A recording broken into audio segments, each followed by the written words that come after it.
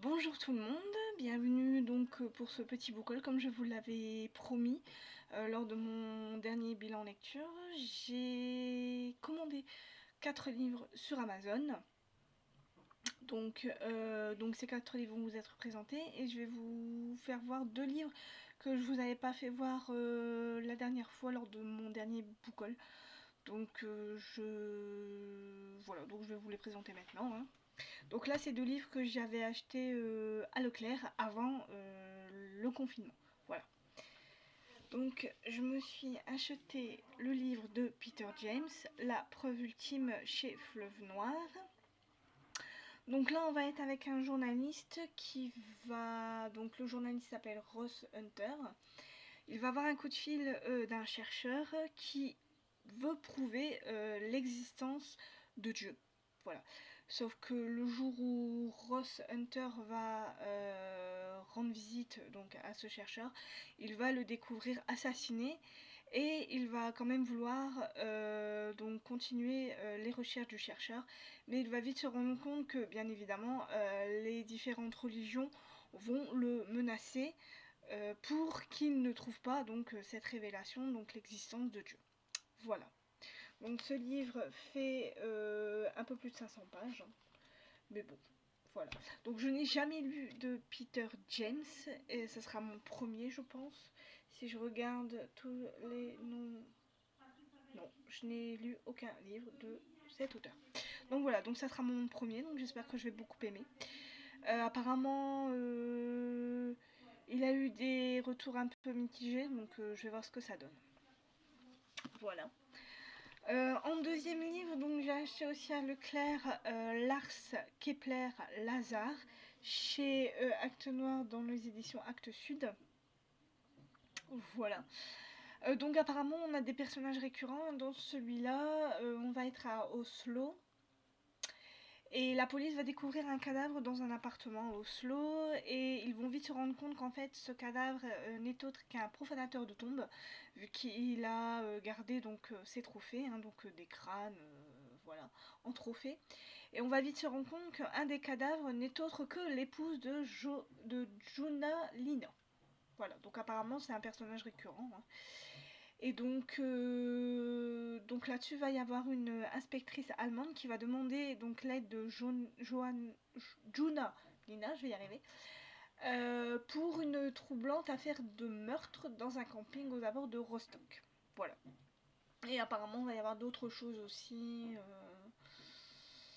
On va parler du tueur en série Jurek Walter, que je ne connais pas. Donc voilà. Donc il va y avoir toute une petite histoire là-dessus. Ce qu'il faut savoir c'est que j'ai déjà lu un livre de Lars Kepler, mais pas la même chose, pas avec les mêmes personnages. J'ai lu de cet auteur-là Playground, que je n'avais pas du tout aimé. C'était vraiment pas un livre très intéressant pour moi.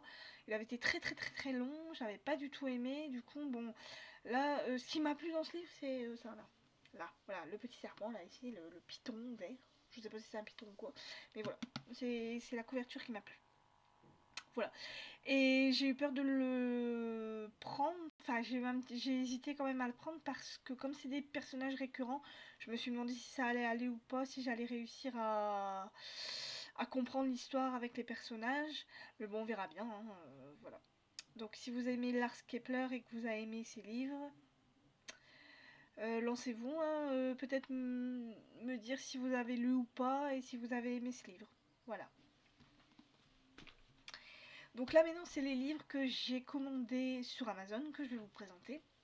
Donc j'ai commandé Je voyage seul de Samuel Björk. Donc là on va être en Norvège, on va découvrir une jeune fille pendue avec une corde à sauter dans une forêt. Et donc sur le corps il y a écrit Je voyage seul. Voilà. Donc on va enquêter sur ce meurtre. Et le commissaire Holger Munch va être aidé de sa collègue Mia Kruger qui apparemment a des drôles d'intuitions. Enfin, elle a des intuitions assez. Elle est douée pour des intuitions. Et c'est elle qui va remarquer un détail donc sur la photo de cette jeune fille assassinée, pendue dans cette forêt. voilà, qui va notamment découler sur, à mon avis, d'autres victimes qui vont arriver dans cette histoire. Voilà, donc Je voyage seul de Samuel Björk chez JC Lattès Thriller. Voilà, et je n'ai jamais lu de roman de cet auteur-là, donc je vais voir ce que ça donne. Apparemment, ça a beaucoup plu, donc on verra. Donc je me suis acheté aussi le livre de Damien Leban, Les braises de l'Exode. Donc Damien Leban, j'ai beaucoup aimé tous ses romans. Donc là je me suis dit que j'allais lire celui-là. Je n'ai pas lu son dernier livre. Celui-là c'est son avant-dernier il me semble, si je me trompe pas. Donc là on va être au début on va être en Syrie avec Samira qui n'a que 11 ans et qui a vu le massacre de sa famille, elle s'est enfuie avec son père de Syrie pour arriver en France, au pays des droits de l'homme. Sauf qu'en France, on va être avec Bruno Eisen, qui est le major de la brigade de recherche de Montdidier, qui découvre un cadavre calciné dans une voiture, dans le coffre d'une voiture. Voilà.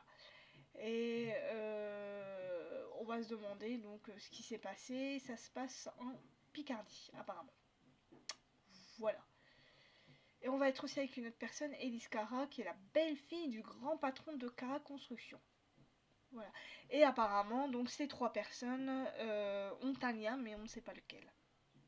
Voilà. Donc Damien Leblanc, Les braises de l'Exode, chez Thriller. Voilà. Donc Damien Leban, moi j'aime beaucoup ses livres. J'ai lu tous ses livres, donc à part celui-là et son dernier, il me semble.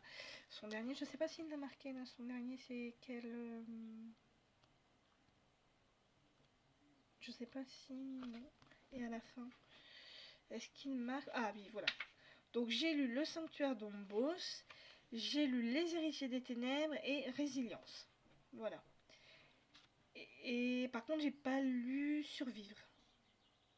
Parce que là, on est un peu plus dans le futurisme. Donc, moi, je suis pas moi, je suis plus thriller que futurisme. Donc, voilà. Donc, Damien Leblanc, Les braises de l'Exode. Si vous aimez cet auteur, hein, dites-moi ce que vous en avez pensé si vous avez lu le livre. Voilà. Je me suis acheté aussi La Lame de Frédéric Mars chez Metropolis. Donc là, on va être dans un... Alors, j'ai lu à peu près le truc. On va être dans un monde un peu... On va être en 2027. Voilà, on n'est pas en 2020, on est en 2027. Il y a le cadavre d'une jeune prostituée ravagée. On va être aussi au Lagos, dans un bidonville au Nigeria. Va y avoir un énorme tsunami apparemment qui va ravager des réfugiés à travers le continent africain. Et on va être aussi avec le président de la République qui n'est autre que Bako Jackson. Voilà. Et qui va annoncer sa candidature pour sa réélection de la présidence. Voilà. Et il va apprendre la catastrophe qui s'est produite au Lagos. Voilà. Et apparemment, donc ces trois histoires vont avoir un lien avec une lame. Voilà. Qui va tout emporter sur son passage apparemment, et ça va changer le destin de ces trois personnes apparemment. Donc voilà. Frédéric Mars, La Lame, c'est un thriller chez Metropolis. Et donc en dernier livre, je me suis commandé donc Manhattan Marilyn de Philippe Laguerre chez Critique. Voilà. Donc là on est donc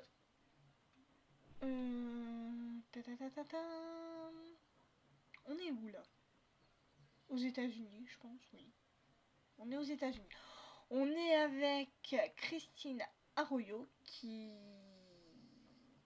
va découvrir dans les affaires de son grand-père décédé des portraits, des clichés inédits de Marilyn Monroe. Elle va vouloir faire une exposition avec un photographe qui va l'aider dans cette exposition. Mais apparemment, il y a une organisation qui va vouloir donc que cette exposition ne se fasse pas. Et ils vont pourchasser la jeune femme plus le photographe, je pense. Voilà. Et elle va essayer, donc cette jeune femme, hein, Christina Arroyo, de percer les derniers jours de l'égérie hollywoodienne et de percer ce mystère qui entoure sa disparition. Voilà. Donc Manhattan Marilyn de Philippe Laguerre chez Critics, les éditions Critics, ouais, voilà, c'est ça. Voilà, voilà. Alors ce livre a beaucoup plu, donc j'espère qu'il va être beau et apparemment il est petit. Alors c'est écrit petit, hein. C'est déjà écrit petit, il n'y a pas beaucoup de pages, il ne fait que 300 pages. Ouais, un peu plus de 300 pages. Voilà. Mais apparemment il a plu. Donc, comme je ne connais pas spécialement Marilyn Monroe, hein, je connais que ce qu'on a bien voulu dire d'elle. Donc voilà. Donc on verra ce que ça donne. Voilà donc pour tous les livres que j'ai achetés. Et en ce moment, je lis. Donc je suis toujours dans Les Heures Indociles d'Eric Marshall. Donc comme vous le voyez, je suis à un peu plus de la moitié. Voilà, je suis à la 428e page, 429. Hein. Voilà. Et j'aime beaucoup donc cette lecture. Donc on va être à Londres dans les années 1900. Donc les suffragettes veulent le droit de vote des femmes, donc elles se battent pour ça. On va être avec donc une des suffragettes qui essaye de coûte que coûte de rencontrer le Premier ministre. On va être avec un médecin qui est, comment dire, beaucoup plus... Comment dire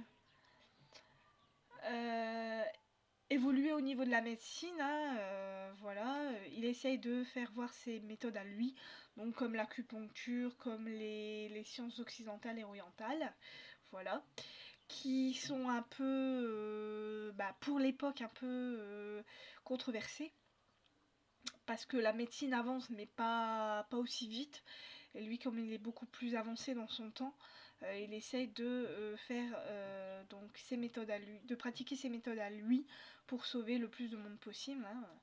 Voilà, et on va être aussi avec Horace de Vercol, qui est un poète excentrique et qui, comment dire, provoque des canulars. Il se déguise en des personnages un peu plus loufoques les uns que les autres. Voilà, donc on va être avec ces trois personnages-là. Qu'ils essayent tous les trois de changer un peu les mentalités de l'époque. Voilà. Donc on va être à Londres, on va aussi faire un petit voyage à Paris, très léger pour l'instant, et on va être aussi un peu en Irlande. Voilà. Donc Eric Marshall, Les Heures Indociles chez Pocket. Donc si vous aimez donc les livres de Eric Marshall, si vous aimez ces années suffragettes à Londres, il y a beaucoup de personnages réels dans ce bouquin. On y rencontre Winston Churchill. Apparemment on va rencontrer Gustave Eiffel, mais pour l'instant je ne l'ai pas encore vu. On rencontre aussi les vrais personnages des suffragettes qui ont vraiment existé, qui ont vraiment voulu changer les choses, faire voter les femmes. Donc voilà, et j'aime beaucoup ces personnages, j'aime beaucoup cette histoire. Je suis un peu plus de la moitié là, et j'aime beaucoup. Voilà. Donc j'espère que ce petit book-haul vous aura plu. Donc je vous souhaite une bonne journée, j'espère que le confinement se passe bien pour vous, que vous avez de bonnes lectures, hein, toujours autant. Et voilà, et donc la prochaine fois que je vous verrai, ce sera pour un prochain bilan lecture. Je vous dis bye bye, je vous souhaite une bonne journée. Bisous.